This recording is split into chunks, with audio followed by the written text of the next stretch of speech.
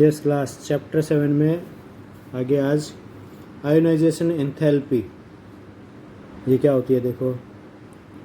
The energy given to isolate an electron from a neutral atom of an element in gaseous state is called ionization enthalpy और ionization potential. यह एक type की energy है।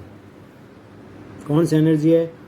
वो energy है जो दी जाती है एक आइसोलेट करने में इलेक्ट्रॉन को न्यूट्रल एटम से इलेक्ट्रॉन को निकालने में जो एनर्जी दी जाती है निकालने के लिए, जिससे कि वो एलिमेंट गैसीय स्टेट में आ जाए, उस एनर्जी को आयोनाइजेशन एंथैल्पी और आयोनाइजेशन एंथैल्पी बोलते हैं, पोटेंशियल बोलते हैं। एंथैल्पी और ionization potential. It is measured in calorie पर मोल और किलो जूल पर मोल। एनर्जी है इसलिए इसको कैलोरी पर मोल में या किलो जूल पर मोल में या इलेक्ट्रॉन वोल्ट पर मोल में मेजर करते हैं या इसको नापते हैं। As energy is given in this process so its value is always positive. इस प्रोसेस में जैसे कि एनर्जी दी जाती है, हम बता रहे हैं, इसलिए इसकी वैल्यू हमेशा पॉजिटिव होती है, यानी प्लस में होती है। देखो ये दिया है इलेक्ट्रॉन गेन एंथैल्पी। अभी जैसे अपना जो ऊपर पहले पढ़ रहे थे उसमें तो अपना क्या आयोनाइजेशन एंथैल्पी थी, उसका जस्ट अपोजिट होता है electron gain enthalpy. It is also called electron affinity. Hindi में इलेक्ट्रॉन बंधुता बोलते हैं इसको। इन गैसियस स्टेट, इंग्लिश में क्या बोलते हैं? It is also called electron affinity in gaseous state. When A neutral atom of any element accepts an electron. देखो एक न्यूट्रल एटम किसी भी एलिमेंट का इलेक्ट्रॉन को एक्सेप्ट करता है। आयोनाइजेशन एंथैल्पी में हमने कहा इलेक्ट्रॉन निकलता है और इसमें इलेक्ट्रॉन ग्रहण होता है यानी एक्सेप्ट होता है। द नेगेटिव आयन, जिसे हम एनायन बोलते हैं, is formed and the energy released. Electron accept होने के कारण नेगेटिव आयन बन जाता है और एनर्जी रिलीज होती है। उसमें तो अपन एनर्जी देते थे आयोनाइजेशन एंथैल्पी में, और इसमें एनर्जी निकलती है, रिलीज होती है। इसी एनर्जी को इलेक्ट्रॉन गेन एंथैल्पी और इलेक्ट्रॉन एफिनिटी बोलते हैं।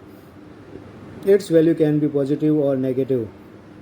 It depends on the nature of the element. इसकी वैल्यू जो है इलेक्ट्रॉन गेन एंथैल्पी वो पॉजिटिव भी हो सकती है, नेगेटिव भी हो सकती है। यह डिपेंड करता है nature of the element, element के नेचर पर, किस प्रकार का एलिमेंट है उसके हिसाब से नेगेटिव पॉजिटिव कुछ भी हो सकती है।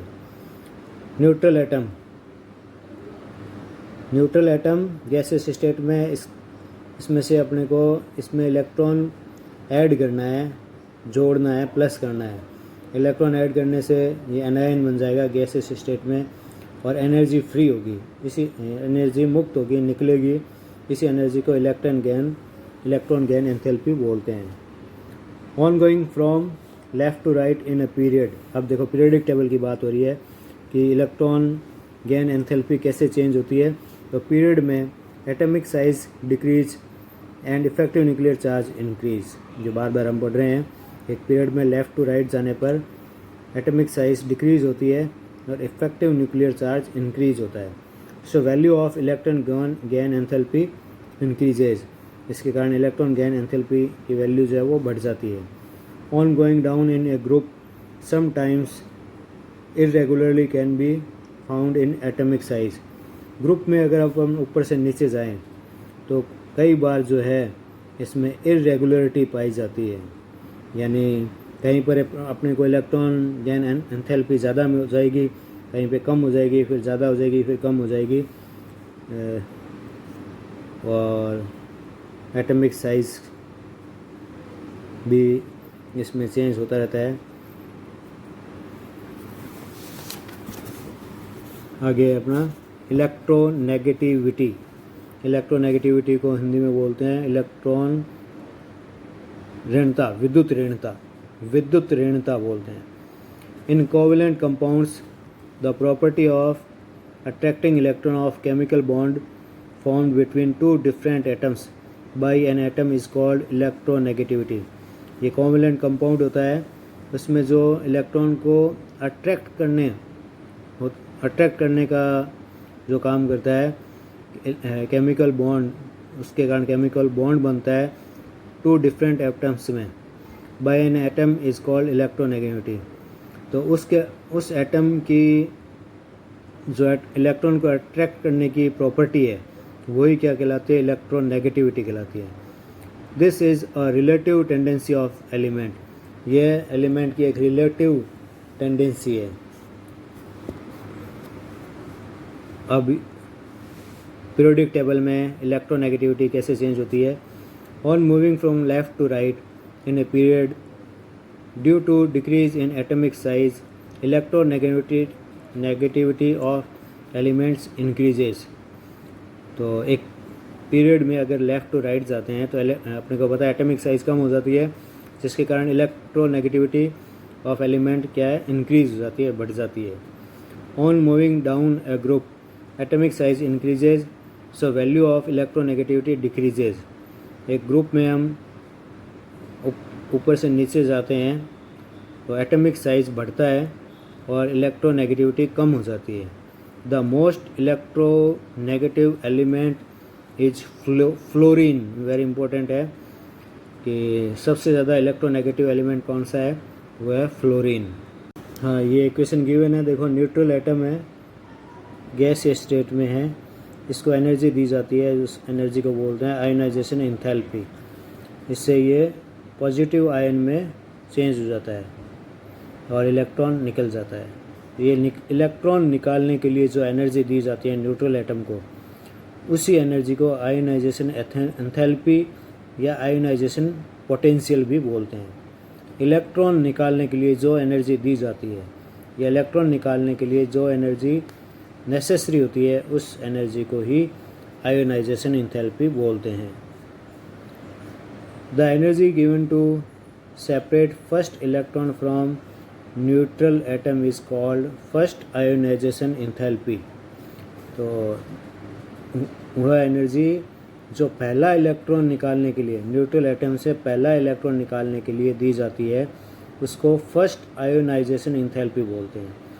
And energy given to isolate one more electron from cation is called second ionization enthalpy.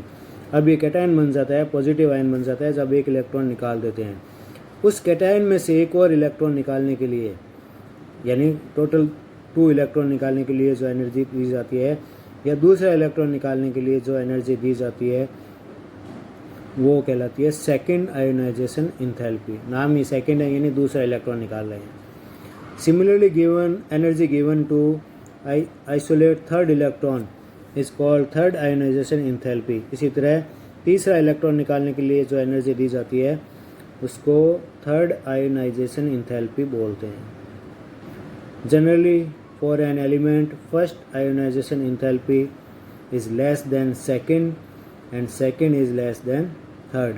यानी पहला इलेक्ट्रॉन आराम से निकलता है, कम एनर्जी देनी पड़ती है, दूसरे इलेक्ट्रॉन के लिए उससे ज़्यादा एनर्जी देनी पड़ती है निकालने के लिए, और थर्ड इलेक्ट्रॉन निकालने के लिए और ज़्यादा एनर्जी देनी पड़ती है। अब देखो पीरियड में ये कैसे चलता है, पीरियड और ग्रुप में, एक पीरियोडिक टेबल में। On going from left to right in a period, एक पीरियड में लेफ़्ट से राइट जाने पर, एज एटॉमिक साइज डिक्रीजेज, जैसा कि हमें मालूम है एटॉमिक साइज डिक्रीज होता है, कम होता है एक पीरियड में लेफ़्ट टू राइट जाने पर। And value of effective nuclear charge increases, और इफेक्टिव न्यूक्लियर चार्ज की वैल्यू बढ़ती है एक पीरियड में लेफ़्ट टू राइट जाने पर। So it becomes difficult to isolate electron from the atom, इसलिए ये मुश्किल हो जाता है इलेक्ट्रॉन को आइसोलेट करने यानी निकालना। The value of ionisation enthalpy increases, तो जैसे एक पीरियड में लेफ़्ट से राइट में जाते हैं तो आयोनाइजेशन एंथैल्पी की वैल्यू जो है वो बढ़ती जाती है, यानी लेफ़्ट वाले में सबसे कम होगी और राइट की तरफ जाएंगे तो ये एनर्जी बढ़ती जाएगी एक पीरियड में, पीरियोडिक टेबल में। On moving down a group, अब एक ग्रुप की बात कर रहे हैं। नंबर ऑफ सेल्स इंक्रीजेज, हमने पहले पढ़ ही लिया कि ग्रुप में ऊपर से नीचे जाते हैं तो सेल का जो नंबर है वो बढ़ता जाता है। So atomic size increases and due to decrease in effective nuclear charge. Atomic size बढ़ता है सेल नंबर ऑफ सेल बढ़ने से, इसके कारण इफेक्टिव न्यूक्लियर चार्ज कम हो जाता है। Attraction on outermost electrons become less, और आउटर मोस्ट जो इलेक्ट्रॉन होता है उसके ऊपर अट्रैक्शन कम हो जाता है। So it is easy to separate electron from neutral atom, इसलिए न्यूट्रल एटम से इलेक्ट्रॉन निकालना आसान हो जाता है। तो जैसे जैसे नीचे जाते हैं ऊपर से नीचे एक ग्रुप में, तो आयोनाइजेशन इंथैल्पी कम होती जाती है। जैसे लिखा है, on moving down a group value of ionization enthalpy of elements decreases. एक ग्रुप में ऊपर से नीचे जाने पर आयोनाइजेशन इंथैल्पी की वैल्यू कम हो जाती है। तो एक पीरियड में लेफ़्ट से राइट जाने पर आयोनाइजेशन इंथैल्पी की वैल्यू इंक्रीज होती है, और ग्रुप में ऊपर से नीचे जाने पर आयोनाइजेशन इंथैल्पी की वैल्यू कम हो जाती है।